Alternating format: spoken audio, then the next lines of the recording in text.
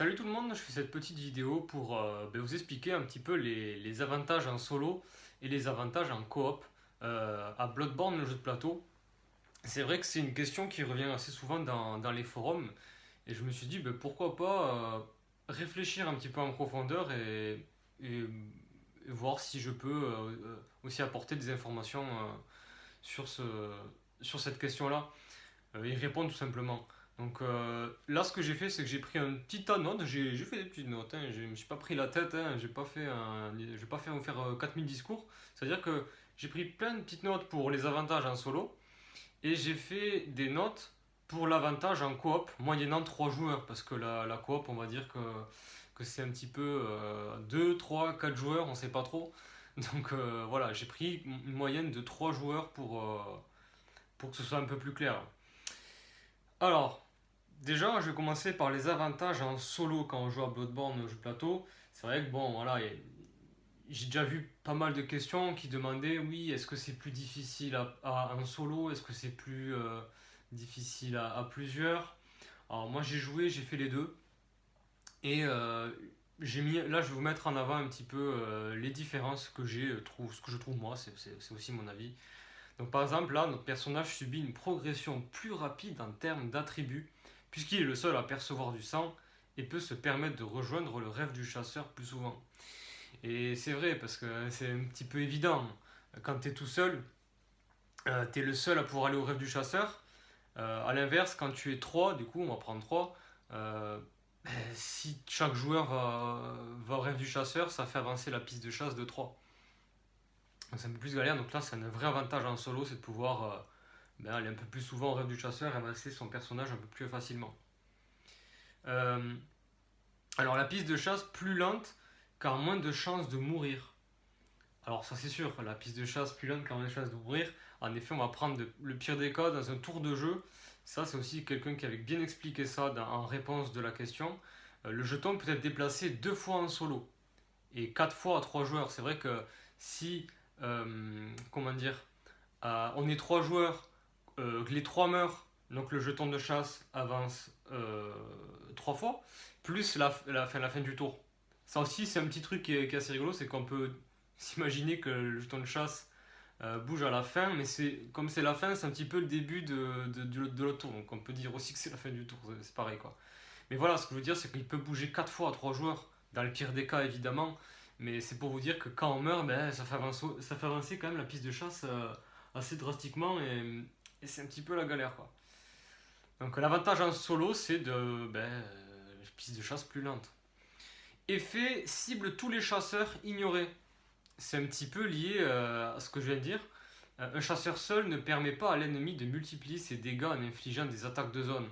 Mais c'est quand même assez important de le spécifier puisque l'ennemi, quand il fait ses attaques de zone, donc cible tous les chasseurs, ça fait d'énormes dégâts et ça peut causer des problèmes. Ça peut quand même changer pas mal la stratégie des joueurs. Si tu as 1 PV et 6, tu vas pas faire les mêmes choses, hein. Donc ça reste quand même quelque chose à mentionner. Certaines missions secondaires plus simples pour un chasseur solitaire, comme par exemple chaque chasseur doit avoir tué 3 ennemis pour terminer la mission. Ça m'est déjà arrivé de tomber sur cette mission-là. Je ne dis pas dans quelle aventure elle est. Voilà, déjà, merci, au revoir. Quoi. Tu demandes déjà, imagine tu es 3, tu demandes à tous les chasseurs de tuer 3 ennemis. Quand tu es tout seul, c'est encore plus simple.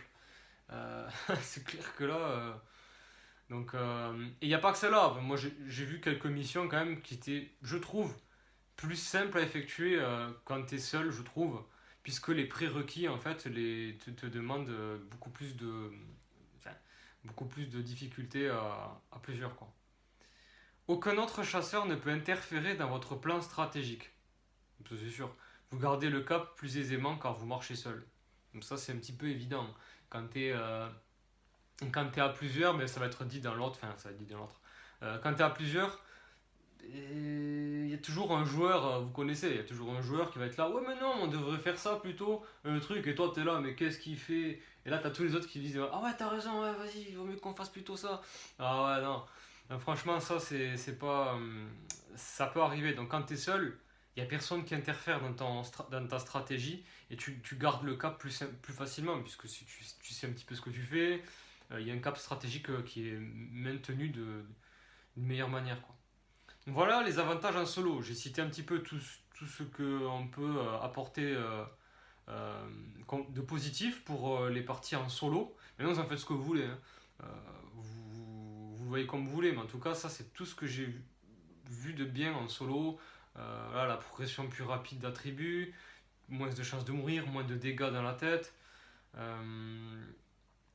Quelques missions secondaires, j'ai remarqué un peu plus simples.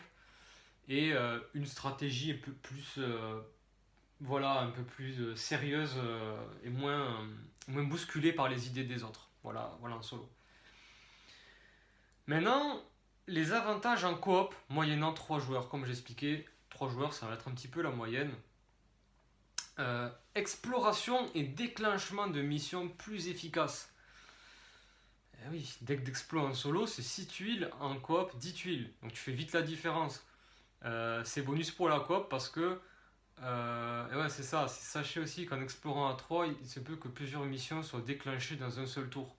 Et oui, euh, quand, quand tu es à plusieurs chasseurs, donc à 3 là, c'est un petit peu le concept, tu vas avoir un rapport un petit peu plus intéressant au niveau des tuiles explorées. Et en plus, quand tu explores à 3, c'est ce que j'explique, plusieurs missions peuvent être déclenchées qui fait que dès le premier tour, ou peu importe au début, on peut avoir déjà un visu un peu plus intéressant pour agencer sa stratégie dans la partie. Ça, c'est à savoir. Euh, Lorsqu'un chasseur meurt, le tour ne se termine pas.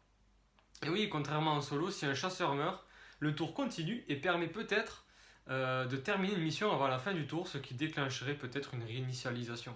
Ça, c'est évident. En solo, si tu meurs, ben, c'est directement à la fin du tour. Merci, au revoir. C'est bouclé, donc tac, ça avance 2 fois. Quand tu es plusieurs, ben, le jeton, oui, avance qu'une fois. Mais imaginons qu'il y ait une mission cruciale, ça arrive un petit peu souvent, il y a beaucoup de missions dans ce jeu. Il y a au moins un joueur qui peut terminer la mission avant que ben, la fin du tour ou le début du tour, on peut le voir comme on veut, se déclenche. En fait. Ça, c'est un vrai avantage en coop, hein. C'est un véritable avantage euh, de pouvoir quand même avoir le temps de respirer pour un tour qui. Voilà, une réinitialisation, ça c'est le pire des cas. C'est-à-dire que si le jeton de chasse avance au dernier tour, enfin pour le début du tour, ben là, paf, ça fait une réinitialisation, ça arrive souvent en solo. Et là, c'est un enfer. Alors que là, au moins, à plusieurs, tu peux directement terminer peut-être une mission avant la réinitialisation. Ennemi plus simple à tuer. Les 3 contre 1 sont terribles pour les ennemis, mais ça c'est un petit peu la base, un petit peu le premier truc qu'on repère. C'est vrai qu'à 3 chasseurs contre un ennemi, fait pas long feu l'ennemi, même s'il peut vraiment te mettre en difficulté sur certaines attaques. Non, en vérité, l'ennemi fait pas long feu. À 3, par rapport au solo, l'ennemi peut être vite éradiqué, quoi.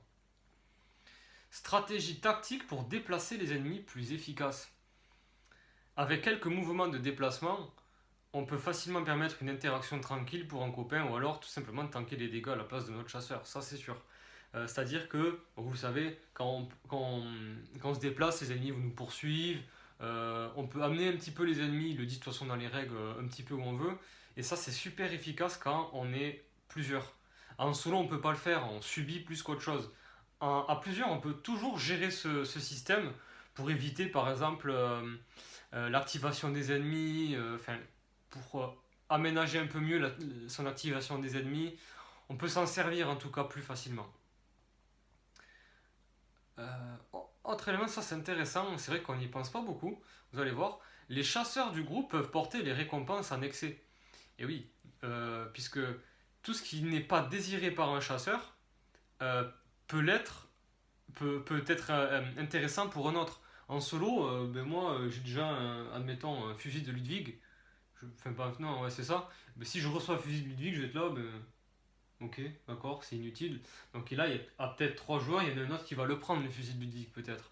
Et ça marche surtout ça, par exemple, sur les runes, les trucs comme ça. Donc ça, c'est vraiment efficace pour la coop. C'est vraiment un bonus pour la coop. Aucune récompense n'est laissée à l'atelier. Et il y aura toujours un chasseur qui sera preneur d'un objet que vous ne désirez pas. Voilà, c'est ce que je viens d'expliquer. Dernier élément, plan stratégique potentiellement plus efficace avec un groupe de joueurs expérimentés. Un groupe de chasseurs expérimentés peut penser à tout. Ça, c'est vrai. Alors, je mettais un petit point positif sur le solo lorsqu'on peut garder le cap. Mais à plusieurs, il faut savoir que peut-être que le cap est un petit peu dévié, il peut être bousculé. Mais en tout cas, il y a quelque chose qu'à plusieurs, on peut avoir quelque chose qui peut être intéressant à plusieurs.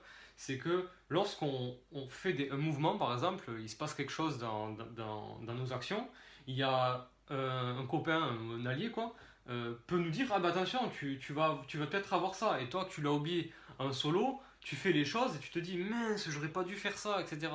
Ben là, ça arrive un petit peu moins quand tu as des gens à côté de toi qui te préviennent en fait des dangers qui peuvent y avoir.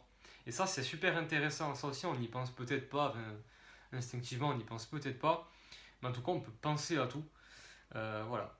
Maintenant, je vais quand même donner un petit peu mes impressions parce que l'origine de la question, c'est est-ce que c'est plus facile en solo? Est-ce que c'est plus facile à plusieurs chasseurs? Pour avoir testé les deux, honnêtement, ça se vaut. J'ai mis quoi? Comparé à d'autres jeux, ouais, je dirais que le solo est légèrement plus simple pour une raison, c'est qu'en coop, il y aura toujours malheureusement un chasseur dans le lot qui foire la game, c'est un peu ça. C'est malheureux, ça c'est ce jeu. C'est-à-dire que ouais, voilà, tout est compté dans Bloodborne, c'est-à-dire que... euh, et tant mieux parce que le jeu a été fait un petit peu comme ça, je pense aussi, il a été pensé comme ça. C'est-à-dire que si, admettons, on est trois chasseurs expérimentés, on a l'habitude de jouer, on est assez fort, s'ils mettent un niveau relativement assez simple, ben les gens, on va pas se faire plaisir quoi. Tu t'es là, bon, mais tac, en plus souvent c'est entre passionnés, tu fais une partie, ça va être simple, tu roules sur la partie, bah, t'es là, bof, bof. Voilà, et c'est là qu'on commence à faire des variantes un peu plus difficiles, etc. Alors que là, le jeu à plusieurs te demande, je trouve, ben, de, de vraiment être irréprochable. C'est-à-dire qu'il suffit qu'il y ait un joueur qui foire un petit peu le truc, et ben c'est compté. C'est-à-dire que ça va amener une difficulté dans la partie, même si tu as deux trois joueurs assez forts dans le groupe. Donc, donc c'est un petit peu comme ça que je le vois. C'est-à-dire que c'est un petit peu pareil. Euh, en solo, comme en coop. La coop, je dirais que c'est plus difficile, parce qu'il y a ce phénomène que je viens d'expliquer. Par contre, si vous jouez à trois chasseurs vraiment expérimentés, je pense que la partie peut basculer, peut-être en tout cas dans une facilité certaine. Donc voilà, ça c'est vraiment une mesure à prendre en compte. Ça c'est mon avis au final, après réflexion, parce que quand même, à plusieurs c'est un petit peu compliqué, comme j'ai expliqué, s'il y a un élément ou plusieurs éléments, ça c'est à voir, qui peuvent perturber la partie dans le sens où voilà, ils n'ont pas techniquement ils font des erreurs, voilà, il suffit qu'ils meurent un petit peu trop, mauvaise gestion des allées au rêve du chasseur, ça peut vraiment foirer une partie. Après il y a toujours un joueur alpha qui va dire eh ben, vas-y on va plutôt faire ça, souvent les groupes en coop c'est ça. Donc voilà.